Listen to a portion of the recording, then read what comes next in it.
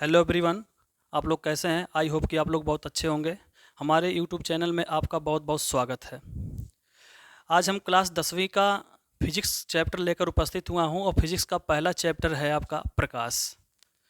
जैसा कि यहाँ बोर्ड पर लिखा हुआ है प्रकाश, प्रकाश की इंग्लिश होती है लाइट। अब लाइट क्या होती है इसको हम डिफिनेशन से भी समझ सकते हैं और कुछ अल्टरनेटिव क्वेश्चंस पुटअप करने से भी समझ सकते हैं कि प्रकाश क्या है। तो सबसे पहले अगर पूछा जाए कि प्रकाश क्या है तो हमारा जवाब यही रहेगा कि प्रकाश एक प्रकार की क्या होती है, ऊर्जा होती है। लेकिन पूछा जाए कि प्रकाश क्या कार्य करती है तो प्रकाश हमें वस्तुओं को देखने में क्या करती है, सहायता प्रदान करती है। लेकिन जब उसका परिभाषा पूछा जाएगा तो परिभाषा जैसे बोर्ड पे लिखा हुआ है इस तरह से आप यूपी बोर्ड के एग्जाम में लिख सकते हैं कि प्रकाश एक प्रकार की विकिरण ऊर्जा है जो हमारी आँखों की रेटिना को उत्तेजित करती है और वस्तुओं को देखने में क्या करती है, सहायता प्रदान करती है। जैसे मान लीजिए यहाँ पर हमने एक वस्तु रख दिया है, ये मेज हो गया और इस मेज पर खुली हुई पुस्तक रख दिया गया है और यह खुली हुई पुस्तक अंधेरे कमरे में है। किस कमरे में है? अंधेरे कमरे में है। अब अंधेरे कमरे में खुली हुई पुस्तक को देखना है तो किस प्रकार देखेंगे? तो हमें इसको देखने के लिए किसी न किसी चीज़ की माध्यम की क्या पड़ती है, आवश्यकता पड़ती है। तो वह माध्यम क्या है? प्रकाश है। तो हमें क्या करना पड़ता है कि माध्यम को प्रकाश के लिए हमें एक टार्च लेना पड़ता है। तो टार्च जब हम लेंगे तो टार्च को जब हम स्विच ऑन करेंगे तो ऑन करने के बाद इसमें से प्रकाश की किरणें निकलेगी। तो प्रकाश जाके इस बुक पे क्या होगी, रिफ्लेक्ट होगी। तो यहाँ से जब प्रकाश की किरणें बुक पे पड़ेगी तो यहाँ पर जो प्रेक्षक की आँख है उस आँख की रेटिना पर जाके क्या होगी, उत्तेजित होगी और वस्तुओं को देखने में क्या करती है, सहायता प्रदान करती है। तो आई होप आपको यह परिभाषा समझ में आ गया होगा कि प्रकाश एक प्रकार की विकिरण ऊर्जा है जो हमारी आँखों की रेटिना को उत्तेजित करती है और वस्तुओं को देखने में क्या करती है, सहायता प्रदान करती है। अब इसी तरह से प्रकाश के क्या होते हैं, स्रोत होते हैं। इसको इंग्लिश में कहते हैं लाइट सोर्सेज कहते हैं। अब प्रकाश स्रोत जो होते हैं ये विभिन्न प्रकार के होते हैं। तो विभिन्न प्रकार में दो ही आया है, एक होता है प्राकृतिक स्रोत और दूसरा होता है कृत्रिम स्रोत। कृत्रिम स्रोत को हम बोलते हैं मानव स्रोत भी बोलते हैं। प्राकृतिक स्रोत जो नेचुरलिटी सोर्सेज होती है जैसे सूर्य और तारा है, तो सूर्य और तारा जो होते हैं प्राकृतिक स्रोत में आते हैं। और कृत्रिम स्रोत जो मानव के द्वारा निर्मित होता है उसे हम बोलते हैं मोमबत्ती और क्या आते हैं इसके एग्जाम्पल में, बल्ब आते हैं। तो ये हमारे हो गए प्राकृतिक स्रोत और कृत्रिम स्रोत। इनके आधार पर ही इन्हें प्रकाश का जो स्रोत होता है दो भागों में क्या किया गया है, बांटा गया है। पहला भाग आपका है दीप्त प्रकाश स्रोत है। दीप्त प्रकाश स्रोत का मतलब होता है कि जो स्वयं प्रकाश उत्पन्न करता है, जो वस्तुएं स्वयं प्रकाश उत्पन्न करती हैं उसे बोला जाता है दीप्त प्रकाश स्रोत, जैसे सूर्य और तारा। अब सूर्य और तारा जो है इसकी जो प्रकाश उत्पन्न होती है, इसके प्रकाश को उत्पन्न करने में किसी माध्यम की आवश्यकता नहीं पड़ती है, ना किसी चीज़ की जरूरत पड़ती है। ये सब स्वयं अपने आप में क्या है, स्वयं प्रकाश उत्पन्न करते हैं। सूर्य जो है किसी की सहायता से प्रकाश उत्पन्न नहीं होता है और तारा जो है ये भी अपने आप से चमकता है, किसी दूसरे की सहायता से नहीं चमकता है। तो जो चीज़ें स्वयं उत्पन्न होता है, स्वयं प्रकाश उत्पन्न करता है, उसको बोलते हैं दीप्त प्रकाश स्रोत। दूसरा हेडिंग आपका आता है इसमें अदीप्त प्रकाश स्रोत। अदीप्त प्रकाश स्रोत का मतलब होता है जो स्वयं प्रकाश उत्पन्न नहीं करता है उसे बोला जाता है अदीप्त प्रकाश स्रोत। जैसे चंद्रमा हुआ और क्या हुआ, कांच हुआ। अब चंद्रमा जो है, चंद्रमा स्वयं प्रकाशित नहीं होता है। चंद्रमा क्या होता है कि सूर्य के प्रकाश से ही चमकता है। तो पूछा जाए कि चंद्रमा कैसे चमकता है तो आपका जवाब रहेगा कि सूर्य के प्रकाश की सहायता से ही चंद्रमा अपना प्रकाशमय होता है और जो दूसरे की सहायता से चमकता है उसे बोला जाता है अदीप्त प्रकाश स्रोत बोला जाता है। इसी प्रकार हमारा प्रकाश के गुण भी होते हैं। प्रकाश के गुण को इंग्लिश में कहा जाता है प्रॉपर्टीज ऑफ लाइट या इसी को बोलते हैं क्वालिटी ऑफ लाइट। अब प्रकाश के क्या क्या गुण होते हैं, क्योंकि हर वस्तुओं का कुछ ना कुछ क्या होता है, गुण होता है। तो प्रकाश एक प्रकार की जब ऊर्जा है तो इस ऊर्जा का क्या क्या गुण है, यहाँ पर देखिए बोर्ड पे लिखा हुआ है कि प्रकाश सीधी रेखा में गमन करती है। कोई भी प्रकाश रहेगी तो वह प्रकाश हमेशा किस रेखा में गमन करेगी, सीधी रेखा में गमन करेगी, न कि वह टेढ़ा मेढ़े भाषा में और गमन करेगी। जैसे सूर्य है तो सूर्य की किरणें जब भी निकलेगी तो सीधे ही निकलेगी, एक सरल रेखा में निकलेगी, सीधी निकलेगी, न कि इस तरह से निकलेगी। आप कभी इस तरह से सूर्य की किरणों को नहीं देखे होंगे, इसीलिए यहाँ पर बताया गया है कि प्रकाश हमेशा किस रेखा में निकलती है, सरल रेखा में। अर्थात सीधी रेखा में। तो पहला गुण समझ में आ गया, प्रकाश सीधी रेखा में गमन करती है। दूसरा है कि प्रकाश के संचरण के लिए किसी माध्यम की आवश्यकता नहीं होती है। संचरण का मतलब होता है कि एक स्थान से दूसरे स्थान तक अगर प्रकाश आ रहा है तो एक स्थान से दूसरे स्थान तक आने के लिए किसी माध्यम की आवश्यकता नहीं पड़ती है। तीसरा है कि प्रकाश विद्युत चुंबकीय तरंग के रूप में क्या करती है, गमन करती है। तो आइए मैं इसको समझाता हूँ कि प्रकाश विद्युत चुंबकीय तरंग के रूप में गमन कैसे करती है। लिखने के लिए, समझने के लिए, पढ़ने के लिए तो हम तो जान जाते हैं कि प्रकाश विद्युत चुंबकीय तरंग के रूप में चलती है, लेकिन वास्तव में कैसे चलती है इस चीज़ को हम एक छोटा सा एग्जाम्पल और चित्र का सहारा लेते हैं और उसी से समझा सकते हैं कि प्रकाश विद्युत चुंबकीय तरंग के रूप में कैसे गमन करती है। प्रश्न भी कई बार उठा हुआ है कि प्रकाश विद्युत चुंबकीय तरंग के रूप में कैसे गमन करती है। मान लीजिए ये थोड़ा सा भूगोल का टॉपिक है, इसको बोलते हैं क्षोभ मंडल। कौन सा मंडल बोलेंगे, क्षोभ। क्षोभ मंडल के ऊपरी वाले मंडल का नाम है समताप मंडल है। समताप मंडल के बाद आता है मध्य मंडल आता है। मध्य मंडल के बाद आता है आयन मंडल आता है और आयन मंडल के बाद आता बहिर्मंडल आता है। तो ये आपके 5 मंडल होते हैं।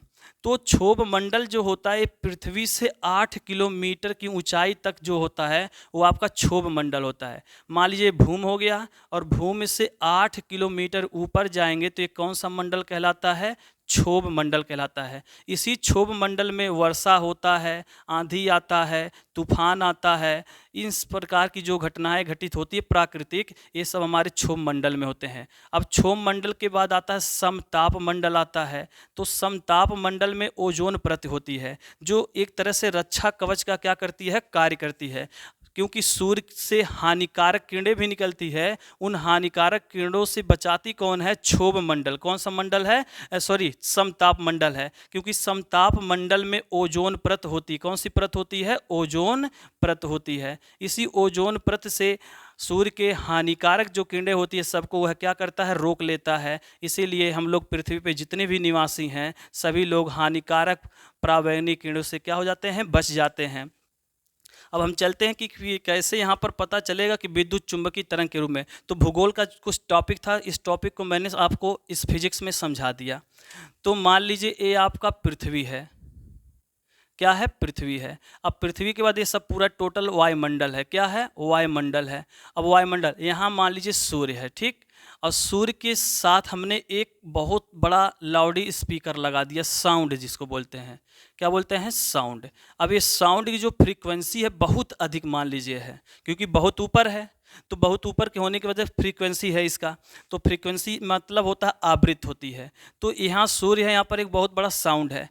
अब यहाँ पर ये जो बॉर्डर है, ये बॉर्डर और यहाँ सूर्य के बीच में यहाँ पर हवा नहीं है, हवा नहीं है। तो जब हवा नहीं है तो हवा नहीं होता तो उसको बोलते हैं निर्वात। क्या बोलते हैं, निर्वात। जहाँ हवा न पहुँचता उसको बोलते हैं निर्वात। निर्वात का संध विच्छेद करेंगे तो आएगा नीह धन वात। नीह का मतलब होता है नहीं और वात का मतलब होता है वायु। तो जहाँ वायु नहीं पहुँचता है, जहाँ वायु नहीं होता उसको बोलते हैं निर्वात।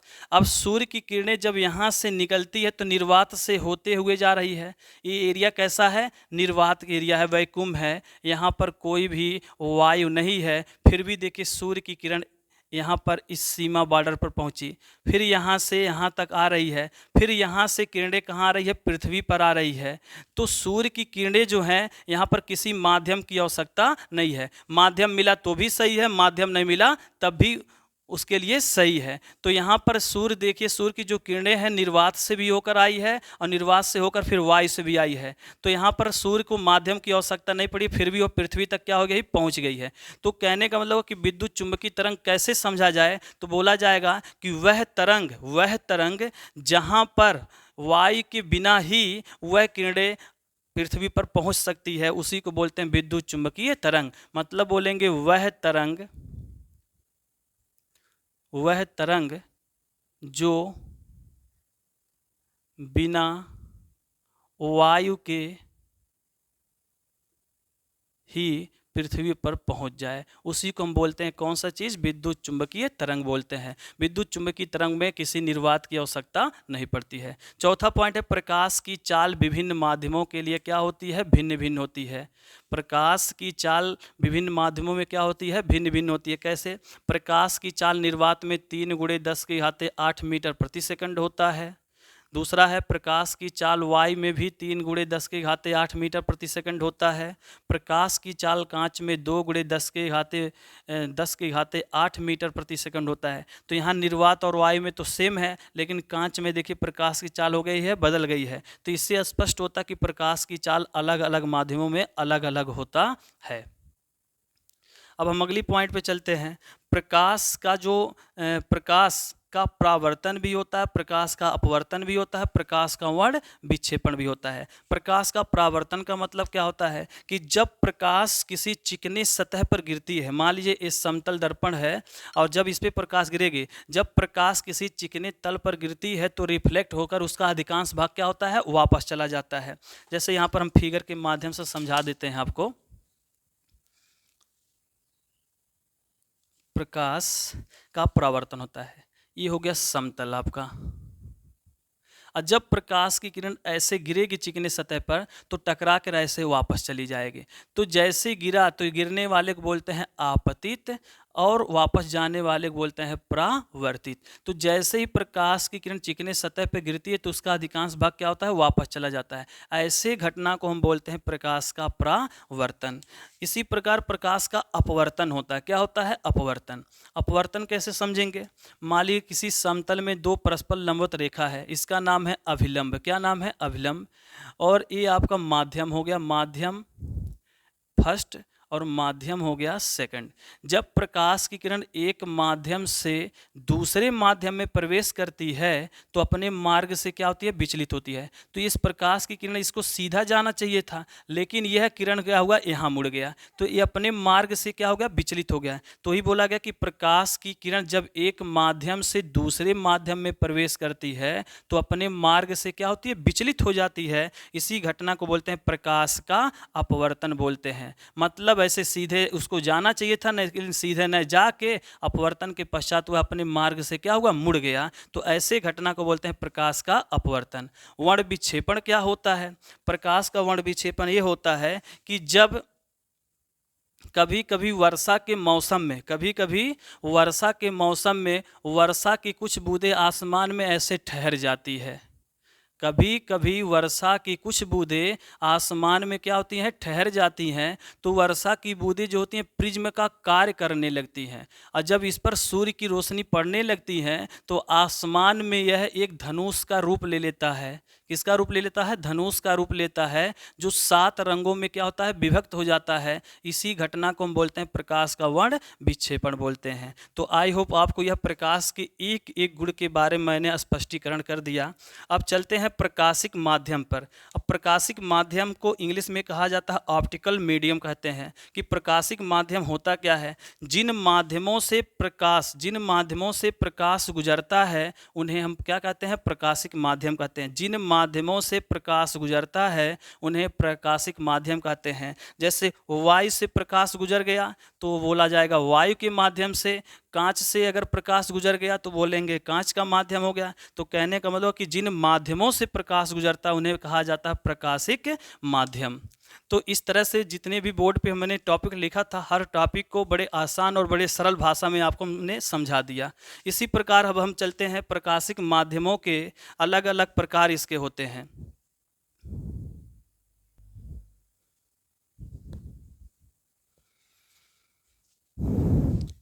तो प्रकाशिक माध्यम हमने परिभाषित जान गया। अब प्रकाशिक माध्यम जो होते हैं ये 3 भागों में बांटा गया। कितने भागों में बांटा गया है, 3 भागों में। 3 भागों में कि प्रकाश कैसे कैसे होता है, यानी किस माध्यम से गुजरता है। तो पहला माध्यम क्या है, पारदर्शक माध्यम। कैसा माध्यम है, पारदर्शक माध्यम। पारदर्शक माध्यम को अगर परिभाषित करना तो कैसे करेंगे, सिंपल एक लाइन का है कि जिन माध्यमों में प्रकाश का अधिकांश भाग, जिन माध्यमों से प्रकाश का अधिकांश भाग गुजर जाता है। यानी ऐसा माध्यम जिसमें से प्रकाश की किरणों का अधिकांश भाग क्या हो, गुजर जाए, उसे कहा जाता है पारदर्शक माध्यम कहा जाता है। जैसे इसमें एग्जाम्पल दे सकते हैं आप लोग, वायु क्या हो सकता है, ओ वायु। दूसरा हो सकता है कांच।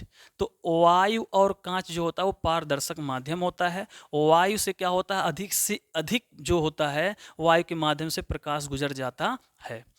इसी प्रकार पारभाषक माध्यम होता है। पारभाषक माध्यम का सेम इसी की तरह डेफिनेशन लिखना, जिन माध्यमों से प्रकाश का कुछ ही भाग गुजर पाता है उसे क्या कहा जाता है, पारभाषक माध्यम कहा जाता है। जैसे बोल सकते हैं घिसा हुआ दर्पण, एक पॉइंट हो गया, घिसा हुआ दर्पण। दूसरे पॉइंट बोल सकते हैं दूषित जल, दूषित जल। अब दूषित जल हुआ और घिसा हुआ दर्पण हुआ, इन दोनों माध्यमों से अगर कोई प्रकाश की किरण जाती है ना, तो जाने के बाद क्या करा कि कुछ ही भाग क्या होती गुजर पाती है, इसीलिए बोला जाता पारभाषक बोला जाता है। अपारदर्शक माध्यम क्या होता है कि जब प्रकाश यानी जिन माध्यमों से प्रकाश का कोई भाग आर पार ना हो, न गुजरे, उसे कहा जाता अपारदर्शक। अब इसके वर्ड से ही समझ लीजिए, पारदर्शक मतलब पारभाषक मतलब थोड़ा बहुत, अपारदर्शक मतलब कुछ भी न पार हो, उसे हम क्या बोलते हैं, अपारदर्शक माध्यम। अब एग्जाम्पल भी पता होना चाहिए। वायु और कांच कैसा माध्यम है, बोलेंगे पारदर्शक माध्यम है। घिसा हुआ दर्पण दूषित जल कैसा माध्यम है, बोलेंगे पारभाषक माध्यम है। बोलेंगे दूसरा चीज की लकड़ी हो,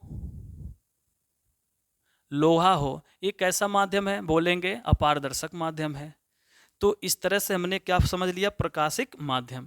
अब लास्ट हेडिंग इस चैप्टर का प्रकाश का जो परिचय दिया गया है वो है हमारा प्रकाश किरण है, जिसको इंग्लिश में कहा जाता है लाइट रे कहा जाता है।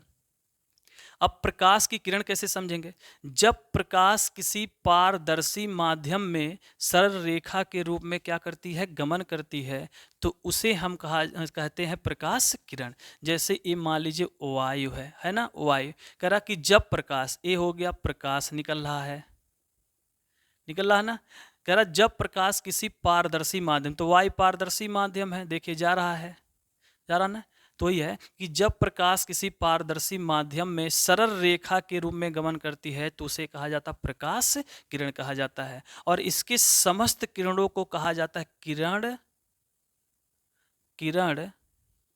पुंज कहा जाता है। इसके समस्त किरणों को क्या कहा जाता है, किरण पुंज कहा जाता है। किरण पुंज को हम बोलते हैं बीम। क्या बोलते हैं, बीम। बीम माने क्या होता है, समूह होता है, पुंज होता है।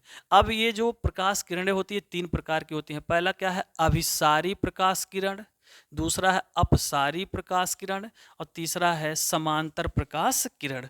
अब हम समझेंगे अपसारी प्रकाश किरण क्या होती है और अपसारी और समांतर।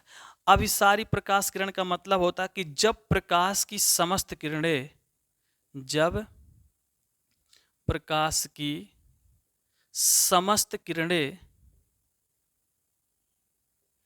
किसी एक बिंदु पर मिलती है तो उसे अभिसारी प्रकाश किरण कहते हैं। कह रहा कि जब प्रकाश की समस्त किरणें किसी एक बिंदु पर मिलती है तो उसे क्या कहा जाता है, अभिसारी। जैसे इस समस्त किरणें हैं, देखिए कहीं से मान लीजिए आ रहा यह किरण आ रहा है ना, अब ये समस्त किरणें किसी एक बिंदु पर क्या हो रही है, मिल रही है। तो जब समस्त किरणें किसी एक बिंदु पर मिलती हैं तो एक कैसा किरण कहलाएगा, अभिसारी किरण कहलाएगा। दूसरी परिभाषा है अपसारी प्रकाश किरण। क्या होती है, सेम वही परिभाषा कि जब प्रकाश की समस्त किरणें किसी एक बिंदु पर आती हुई क्या होती है, प्रतीत होती है। आती हुई क्या होती है, प्रतीत होती है, तो उसे हम क्या कहते हैं, अपसारी किरण पुंज कहते हैं। ये देखिए ये फैला हुआ किरण किसी एक बिंदु पर मिला है और यहाँ एक बिंदु से बहुत सारे किरणें देखिए ऐसे फैल रहा है, इसको बोलते हैं अपसारी। तीसरा है समांतर प्रकाश किरण। समांतर प्रकाश किरण बोलेंगे कि जब प्रकाश की समस्त किरणें एक दूसरे के क्या हो, समांतर हो, एक दूसरे के क्या हो, समांतर हो, जो एक दूसरे को कहीं काटे ना, तो उसे बोला जाता है समांतर प्रकाश किरण। तो ये हो गया हमारा प्रकाश का परिचय हो गया। और इसके बाद हम चलेंगे प्रकाश का पहला जो चैप्टर है वो है प्रकाश का परावर्तन। तो आई होप आपको यह वीडियो अच्छा लगा हो, पसंद लगा हो, तो हमारे चैनल को सब्सक्राइब करें, शेयर करें, कमेंट करें और सब्सक्राइब करने के बाद बेल आइकन का घंटी अवश्य बजाएं और ऑल पर क्लिक करें ताकि आपको समय समय पर नोटिफिकेशन मिलता जाए। जय हिंद, जय भारत।